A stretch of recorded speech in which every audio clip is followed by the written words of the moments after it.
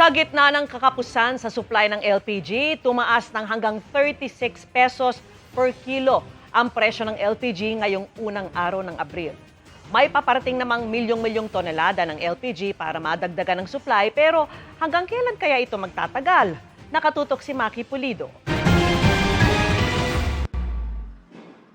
Sa Houston, Texas pa binili ang 44 million metric tons ng LPG na parating sa Pilipinas mula May 15 hanggang June 1. Katumbas yan ng 20 araw na supply para dumami ang inventaryo ng LPG sa 60 araw o hanggang katapusan ng Mayo mula sa dating pang-40 araw lang. Malaking bagay yun. If you compare ourselves with India sa ngayon, hanggang ngayon wala silang product. Pero mahal na ang bili nila kaya itinaas na rin ang presyo nila ng 17 to 36 pesos kada kilo.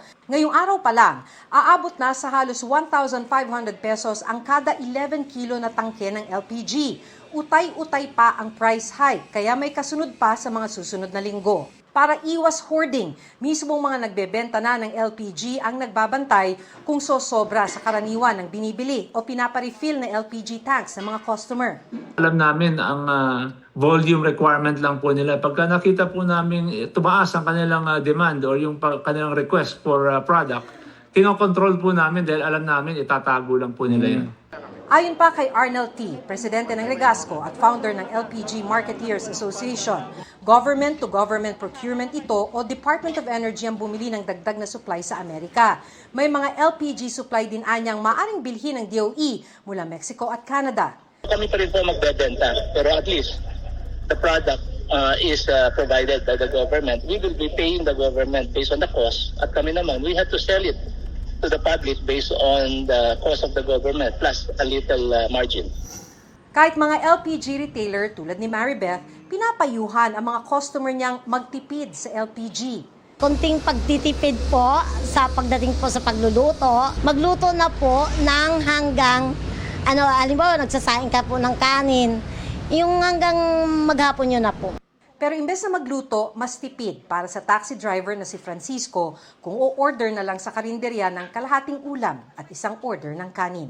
Lulutuin mo, siyempre dadaan sa LPG talaga. Kaya po, kumakain na lang kami sa labas para medyo makatipid.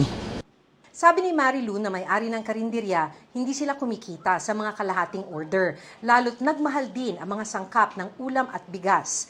Para makatipid sa LPG, naggagatong na lang siya. Natatakot po, yun ang pinangapangambahan ko na magsara o humina. Alin po doon sa dalawa na yun. Pag po humina, laban pa rin ang laban hanggang kaya pa. Nakakaiyak po talaga kaya lalaban pa rin. Pati supply ng diesel at gasolina binabantayan kaya hinigpitan na rin ng Department of Energy. Sa inisyo nitong operating guidelines para pigilan ang hoarding, sinabing maaring pansamantalang limitahan ang dami ng binibiling petrolyo kung kailangan. Hihigpitan din ang regulasyon sa paggamit ng mga container. Pero wala pang ibang detalyeng ibinigay ang DOE kaugnay nito at kung kailan ito ipatutupad. Muli raw bubuuin ng DOE-DOJ Task Force para mag-imbestiga at maghain ng reklamo kaugnay sa mga matatanggap na report ng hoarding. Maki Pulido, Nakatutok, 24 Oras.